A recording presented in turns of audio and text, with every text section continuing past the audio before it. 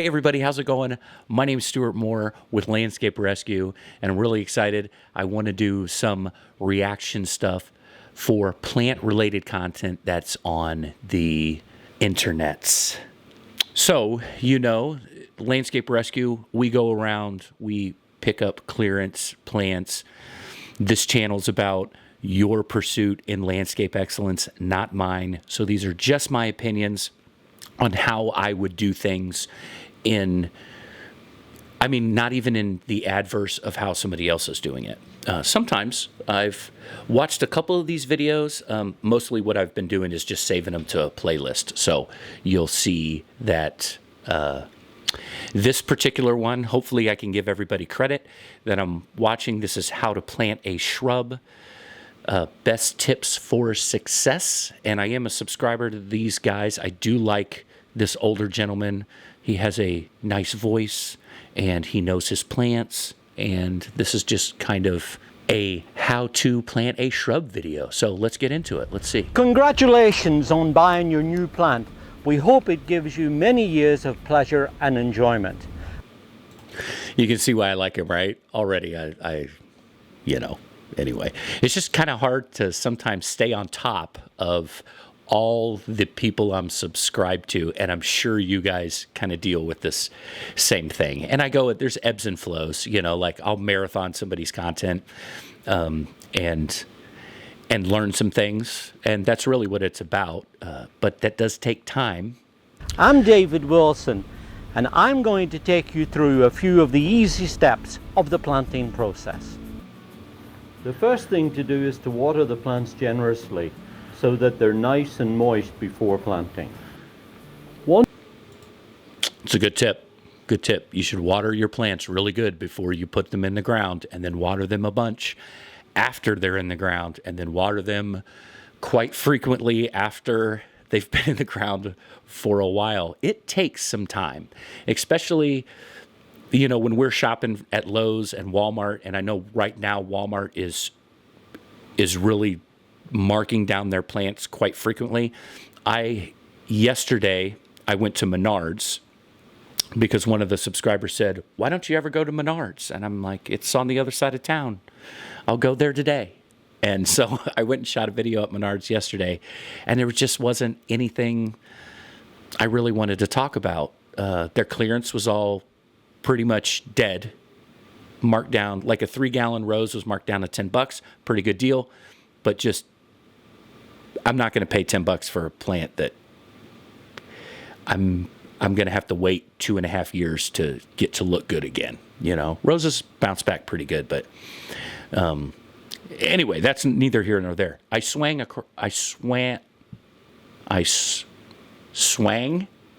That's not even a word. I went across the street to Walmart, and I found one of the ladies was doing some markdown stuff.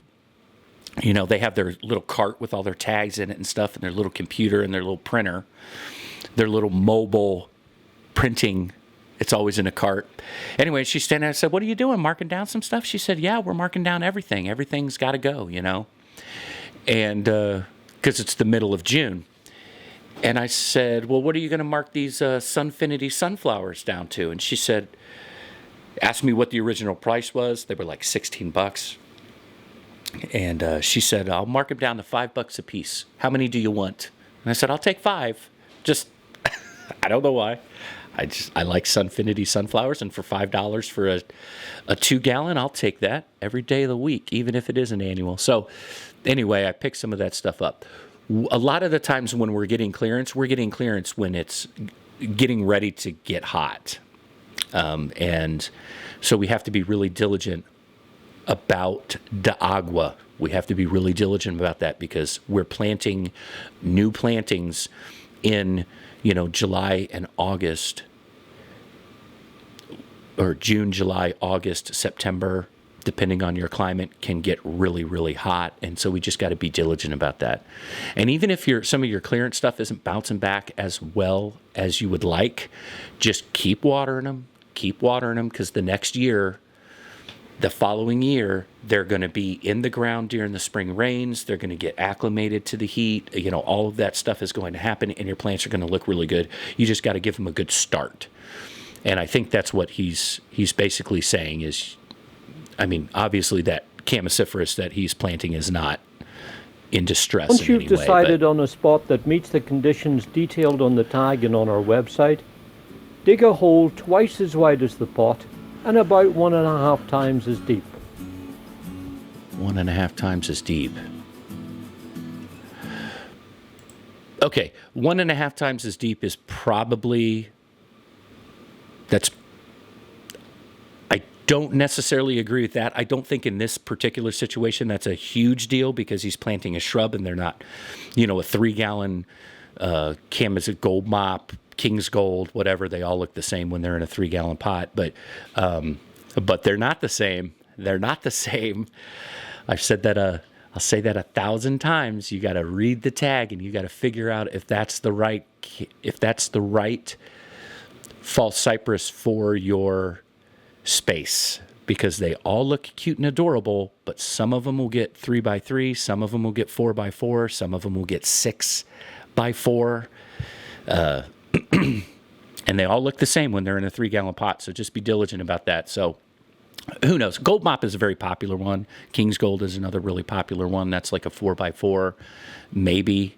They're somewhat interchangeable, gold mops and King's Gold, but 1.5 times I don't necessarily like that part. It's like I said, it's not that big of a deal when you're planting a shrub. They're very light, but when you start planting bigger trees, things with some weight to them, especially ball and burlap trees, you want to make sure that you're setting the bottom of that root ball on undisturbed soil. Roots go out, right? Roots go out. But you're looking at a tree that weighs 300 pounds, right? You do not want to be planting it on disturbed soil because it will settle. And then, personally, I don't think it's as big of a deal as people want to, like as far as tree health. Like there being a couple inches of soil over the trunk, it's not as big of a deal as I think some people in the industry want to make planting trees really hard. And now, so I always plant about 1 inch or 2 high. So I get the aesthetics of that really pretty root flare, that really pretty tapering of that thickness into the soil itself. And it gives me the ability to use more mulch. So that is something that I like to do, is plant it on undisturbed soil, so that way there's no settling.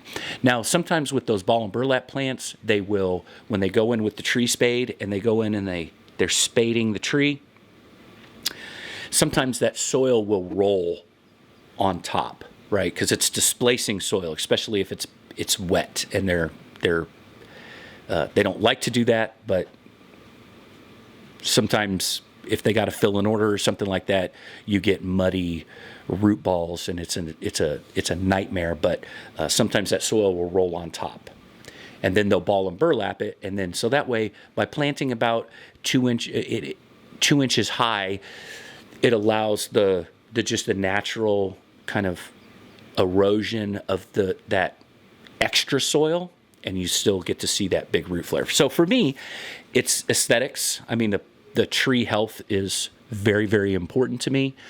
That's why I use a beneficial fungus inoculant, whichever one you want to use. I think it's a good idea to spend your money on that versus,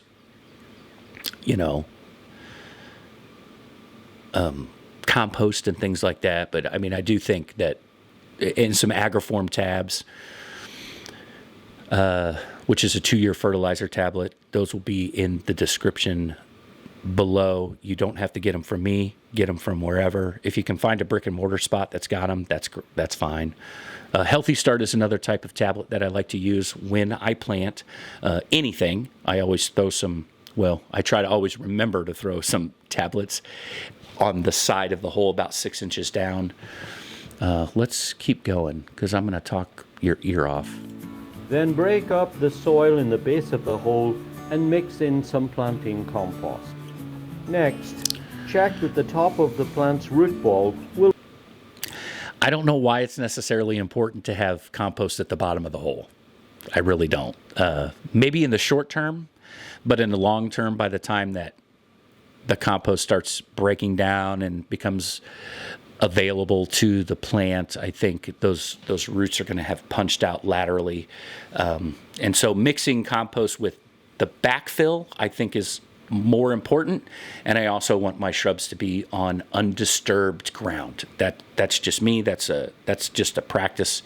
But again, it's not that big of a deal here because these aren't going to weigh enough. They're not going to settle. So will be roughly about the same level as the surrounding soil. Then carefully about an remove inch the high. pot. Gently tease out some of the roots if the plant happens to be root bound. Then just place it in the hole he's so and gentle. recheck the planting level. And then add and mix in planting compost to the that's okay. So he just added an extra step. Time per hole, TPH, if you will. The TPH, time per hole, that just added a little extra time. That's no big deal, which I add a little bit. But this is where I would add my inoculant. I would add my inoculant in with the compost that goes back into the hole because, again, the roots are going to go laterally. But I don't think he's wrong. I think that's just an extra step. Excavated soil. And this looks like very sandy soil. It looks like really easy digging. Yeah, and it looks like that might have been an existing bed, maybe like a seasonal bed that they do, because they're at a nursery. And then just backfill around the plant. And then lightly firm the soil. Yeah. Okay. So when you're a 200-pound man that is putting all 200 pounds on, I don't know what the width of a foot is. I guess it's different for everybody, but 6 inches? That's a lot of pounds per square inch that you're putting on soil. Personally, I like to water in with a hose and then just kind of, move my shovel around a little bit to where I'm removing any air pockets per se. I mean, there's always going to be oxygen. I mean, even just putting water in the soil, you're adding oxygen. But, that's how I like to compact the soil. I don't like to step on it. But I will push it down on my hands. I will step on it, but you just got to be careful. You're putting a lot of pounds per square inch. And what you don't want to do is you don't want to have, and he added compost and that's going to fluff stuff up. It's probably already expanded after what he did. Like I said, not that big of a deal, but just be aware that, when you're a big boy, you're putting a lot of pounds per square inch and you're compacting the soil. It's not something that is really compacted soil is not conducive for a good fungal-rich environment. Then I like to create a little shallow reservoir around the plant. I fill this with water and let it soak in. Smart. Apply a 2-inch deep layer of mulch and water again. Give it a good deep soak. Your new plant's roots will need to be put a lot kept more mulch moist on than that. until it becomes... I double the amount of mulch, especially like around. So I've got that reservoir, and when I'm done planting, I usually knock that reservoir down because, again, it's not as big of a deal when you're dealing with a shrub as when you're dealing with a tree. But I like to put a lot of mulch around, especially if I have it available. 2 inches is probably the minimum for me. Yeah. I might shoot over to Lowe's and buy like a mismatched bag of mulch just so I can have enough. before I even plant anything. Oh, I hate planting without mulch. And I'm completely out right now, so I'm a wreck. Becomes established. Make sure to water it thoroughly and frequently. Of course, this will depend upon the weather conditions. At least it will depend on the weather conditions, but I'll tell you what, I transplanted some Irish eye rudbeckia this year, and it was pretty dry because we had a relatively dry spring. I think I mentioned it in a couple videos. And then the rains just turned on, and it's rained every single day for, I don't know, at least half of this month. It's just rained every day. And so things are in good shape. But I was having to water some of those transplanted rudbeckia and some of those transplanted echinacea, and I was having to water those every day because they just looked sad, and I hate it when my plants look sad. I don't like it. At least weekly during the spring and autumn and normal rainfall periods, but more often, perhaps up to 3 times a week during any hot or dry prolonged periods. Then just relax and take it easy. Oh, he's drinking a and beer. Look forward to enjoying all sorts of shrubs, evergreens, grasses, vines. Okay. So that looks like it's 6 foot tall. I don't know where this person is holding the camera.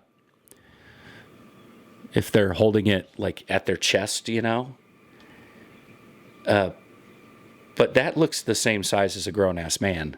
And if that's the case, I don't believe that's a gold mop.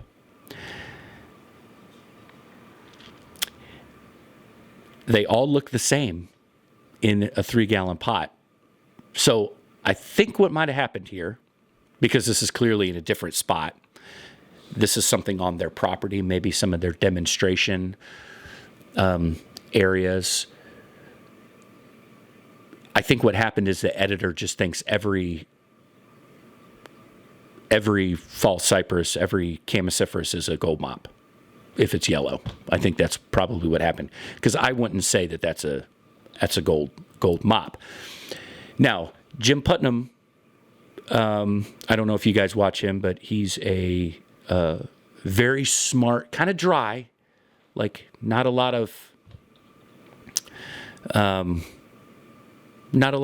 entertainment, but some really good information.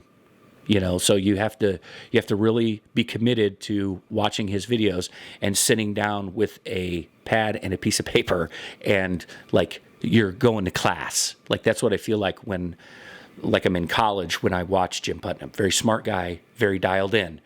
And I've met him in person, a lot of personality in person, but you know, for the 10 minutes that him and I actually talked, I met him at Mance, the Mid-Atlantic Nursery Trade Show. I was there with Power Planner hanging out. And I think there's a video. Yeah, there's a video about that where he's in that. So anyway, long story short, he had mentioned that he has a gold mop that gets real tall. And there's like some controversy. Like you can tell the guy doesn't like controversy. They're just like, I don't want to talk about it. But, you know. And anyway, he was talking about the gold mops. And he was talking about... and we've had some conversations via chat about, are the genetics stable? Was it actually a gold mop? Because we've even ran, on my little baby channel, we've ran into things at Lowe's that were mistagged. And it took a second to kind of figure it out, but it was one of the recent videos that we did this year with some dianthus, I think, was just, it took me like 10 minutes to like wrap my brain around it. So I will trust the tags from the grower before I trust the tags from the actual nursery where I'm shopping. So I will, if I see a grower tag on a tree that says that it's a Cheyenne Spirit echinacea, but the tag for the nursery says that it's a Magnus echinacea, I will assume it's a Cheyenne Spirit. With stuff like this, which that's kind of a no-brainer, right? I mean, like that's no big deal. It doesn't matter if it's a Cheyenne Spirit or a Magnus unless you're going to a particular color scheme. What I am saying is that when it comes to Chamiciferous, right, these gold mops, King's Gold, Gold Charm, Paul's Gold, all the different Chamiciferous, they all look the same in a 3-gallon pot, but the sizes are completely different, right? So you go in to plant a King's Gold or a Gold Mop because you're looking for that 3x3, 4x4 feel. They grow real slow. You can trim them, and I think they look good trimmed. Not trimmed. Once a year, just trim them up, let them reflush, and get that fuzzy look. But if you get one that gets this big, which I don't think is a Gold Mop, that would completely destroy what your plans were. And this could be 20 years old too, like you might not even live in that house anymore. But with as expensive as the housing market has gotten, I think more of us are going to be spending more time. We are going to have forever homes a lot more often, I think, with how the price of houses hasn't kept up with the price of income. I watched a guy talk about that. So I think we're going to be spending more time in our homes, and I think being a little bit more diligent and having a responsibility to not only ourselves, but to the plant, but also to the end user, right? Whoever buys our house, we don't want to set them up for failure, because that kind of is contradictory to, well, anyway, it's kind of contradictory to what I believe is that I want people to feel fulfilled by their landscape, not overwhelmed by their landscape, which is hard for some of us to do. Some of us, we have really big eyes, and we have these big energy ideas in our head, and we end up creating a nightmare for ourselves. So I have no idea why we went down on that tangent. All growing beautifully in your very own garden. So until next time, enjoy your gardening. It's good for us, and it's very good for our environment too. Some really pretty trees here, and I can't really see what could be a cryptomeria back there. No, what am I thinking that is? I can't think of it, but looks like they've got some hydrangeas back here. So that is Overdust Nurseries. But if you type in how to plant a shrub, best tips for success, you can find their channel that way. And I like these guys. They've answered some comments of mine. This was a couple years ago. Obviously, they're I don't know if they're still going. Let's see here. Let's see if they're still rocking and popping. Yeah. Look, seven days ago, old David Wilson put out a video, and they have 111,000 subscribers. So now I feel guilty. They're a lot bigger than I thought they were. So, alrighty, there you go. Guys, my name is Stuart Moore. This was Landscape Rescue. Leave some comments. How do you plant stuff? I mean, not for engagement, just for everybody else that might be reading comments. My subscribers are very good about reading comments and commenting and helping each other. So if you're new to the channel and you want to know how to plant a shrub, this is a good, I think this is a good representation. We just do it, or I just do it a little bit different. A lot of subscribers do it a little bit different. I think I'm a fan of the 2-year fertilizer tablets as supplemental nutrition, and then beneficial fungus and beneficial bacteria inoculants, which really aren't that expensive. They can get expensive. It really depends on the concentration of beneficial fungus spores, dormant spores. A good inexpensive way to incorporate that is with the Biotone all-purpose fertilizer. the Biotone Plus all-purpose fertilizer. I think it's in the description. Or if you shop at Lowe's or Home Depot, you should be able to get the Dr. Earth Gold all-purpose also. All right. And there we go. Landscape Rescue, guys. I'm Stuart Moore. Thank you very much for letting me come into your home and talk about plants.